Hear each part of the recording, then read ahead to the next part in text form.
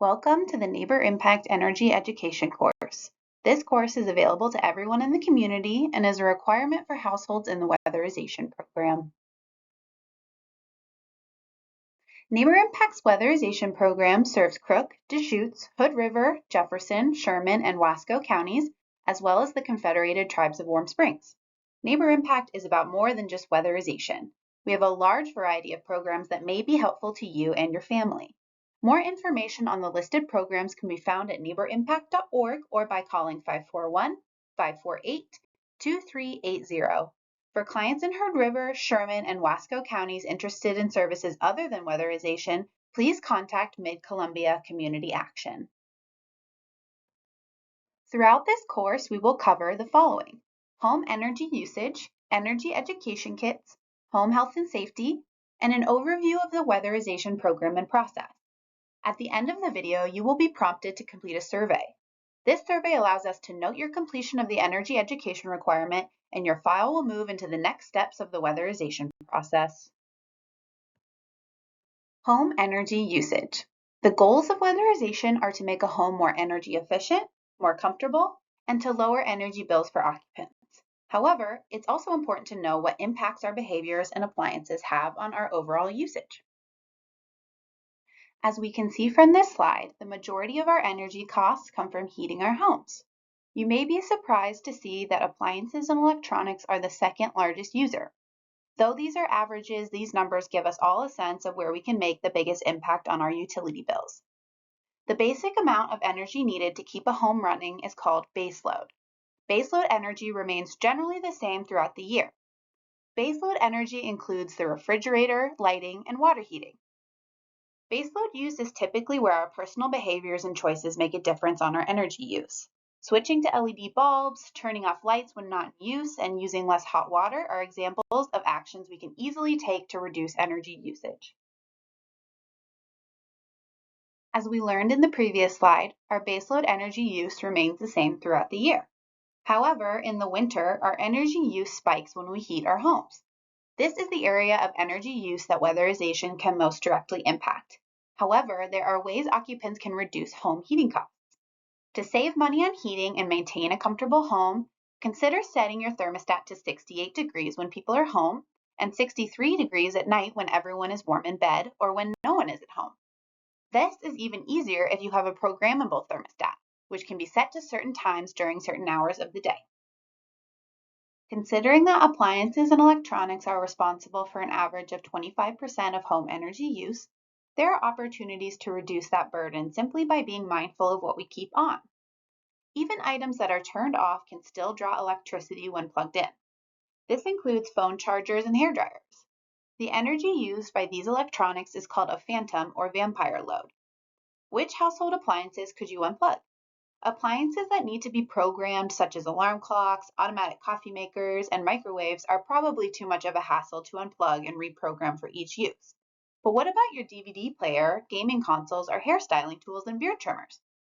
This slide shows the average cost per year of some typical small appliances and electronics.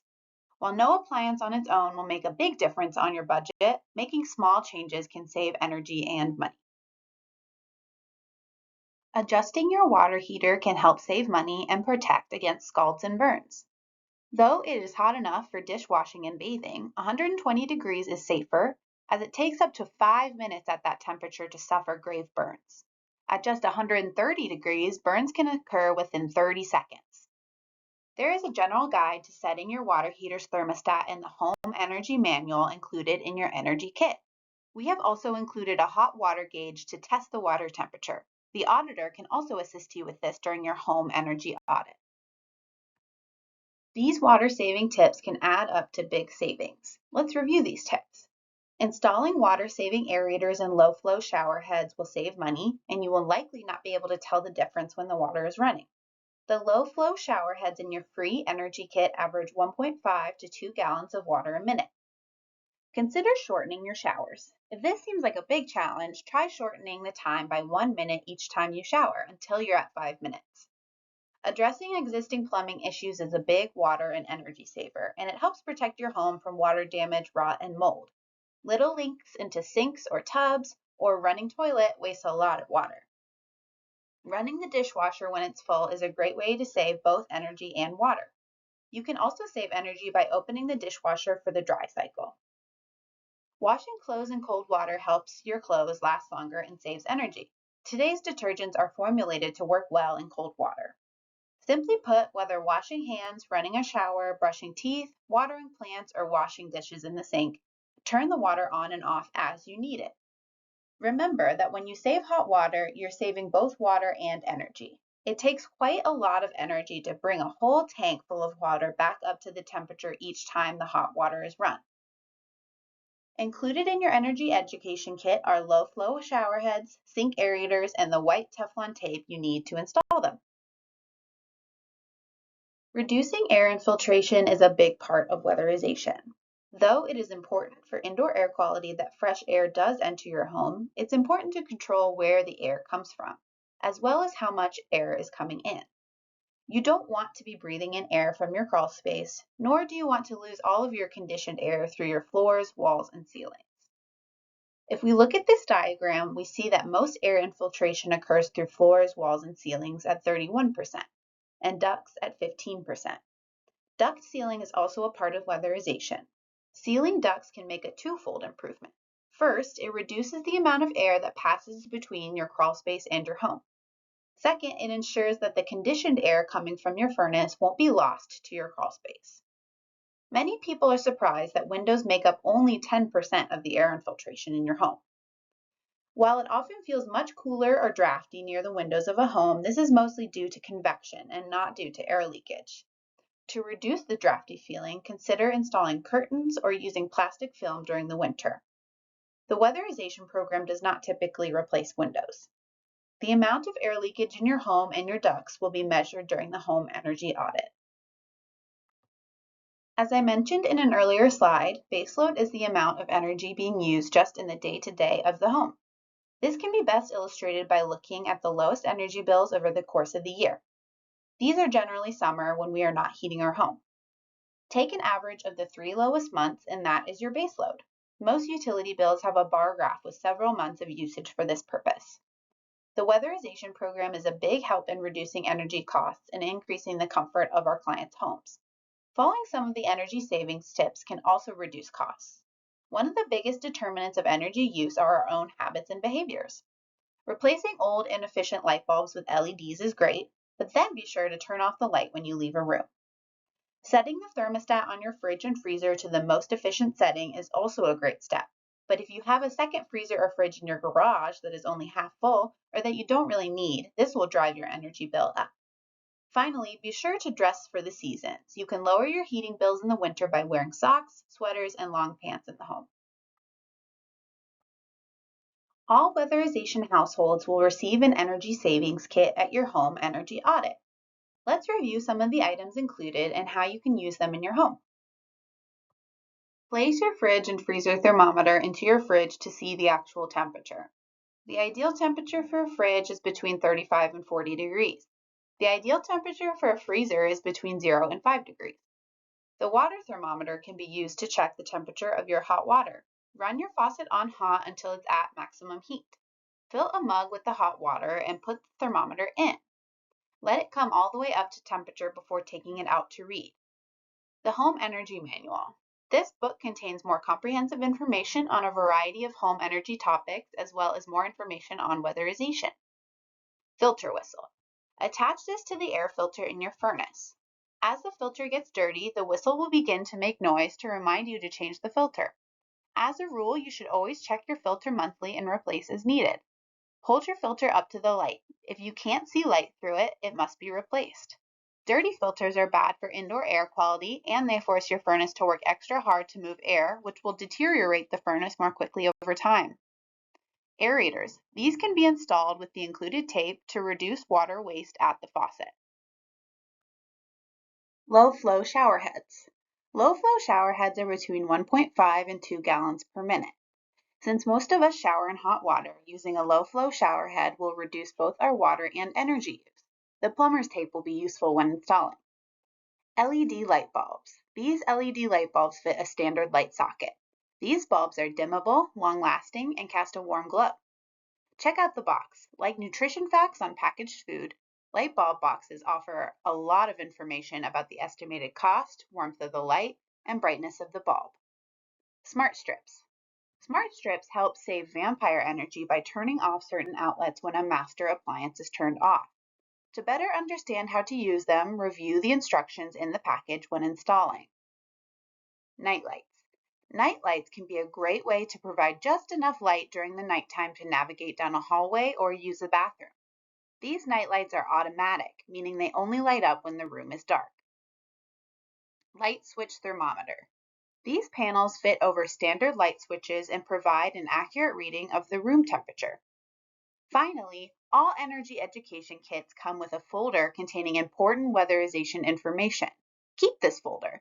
Weatherization clients receive many papers, documents, and forms throughout the process. Keep all of your weatherization paperwork in this folder for safekeeping and a quick reference.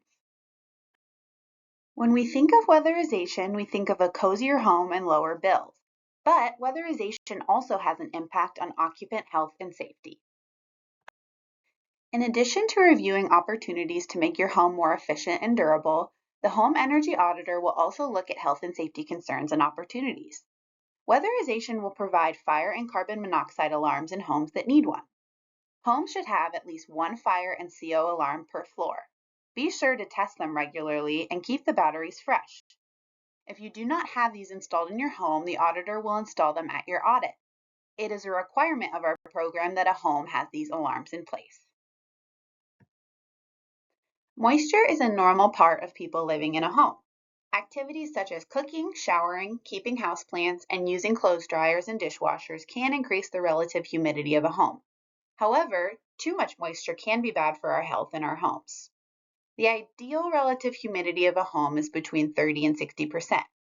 Relative humidity above 60% would require taking some action to reduce moisture levels. Mold can cause or worsen health problems. Inhaling mold spores can cause asthma attacks for those with asthma and allergic reactions. Mold and the moisture that causes it can also cause damage to the structure of our homes. Plumbing leaks can create many issues in a home, including mold, rot, and structural damage. While the weatherization program can assist with some plumbing issues, we urge any homeowners with severe active leaks to not wait for the program, but to instead get those plumbing issues repaired as quickly as possible. As wildfire season seems to become longer and more severe, it's important to take steps to protect yourself from the negative impacts of heat and poor indoor air quality. Weatherization tightens up the home, making it harder for smoke to enter the home, but this slide provides additional information on how to maintain your indoor air quality. As a weatherization participant, your home will likely get a new bath fan. This fan will run continuously on low and then ramp up when the bathroom is in use. During periods of hazardous outdoor air quality, you should turn this fan off, but turn it back on afterwards to ensure that you don't have any moisture or indoor air quality issues once the hazardous air quality has passed. In this part of the video, we will go over the low-income weatherization program. Let's take a moment to review the 10 steps in the weatherization process. We are already at number 2 and will be at step 3 once you complete the survey at the end of this video. You can press pause to take a picture or screenshot of this slide for your reference. A copy of these steps will also be available in the folder in your energy education kit.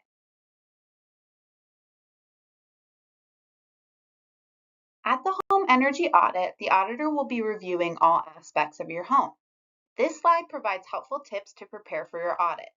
Please note an audit can take 4 to 5 hours from start to finish, depending on the home. All homes are different, and each home in our program receives a comprehensive whole home audit. As previously mentioned, the audit requires the auditor to access all areas of the home. While doing so, they are taking detailed notes and running the diagnostic tests that will provide us with a whole home weatherization plan. If you have any questions, the audit is a good time to ask. However, do keep in mind that the audit is detailed and long, and auditors need time to focus and work. The information collected at the audit will determine the work we can complete. The auditor will discuss a general plan with you at the end of the audit. The information collected will be used in a modeling software that provides the program with information on cost-effective work we can complete for you. Most homes, depending on the home type, are likely to receive measures such as air sealing, duct sealing, insulation, and heating repair or replacement. Health and safety work, such as minor electrical or plumbing repairs, may also be completed, depending on how they relate to the weatherization work. Neighbor Impact partners with local contractors to complete the work on your home. When your project is ready to be completed, we will let you know to expect phone calls from our contractor partners. They will schedule the work with you directly. Be sure your voicemail box is working so that they can reach you. The number and type of contractors that come to your home depends on the scope of work identified at your audit. The scope of work also determines the number of days they will be on site. Once all the work is complete and Neighbor Impact has received the invoices from all of our contractors, we will call you again to schedule your final inspection. The inspection allows us to guarantee the work, pay our contractors, and ensure that everything is as expected. While the weatherization program does account for the whole home in our approach, the main goals of the program are to reduce energy use and increase durability and comfort. Our funding has specific guidelines that dictate what is and is not allowable. The list on this slide are items that in most cases are not weatherization eligible. The measures listed here are likely and common weatherization measures. These measures work together to save energy and make your home more comfortable. It's important to remember that every home is different, and we will evaluate each home at the audit to determine the right measures. The next two slides gives us a visual example of some of the work we complete.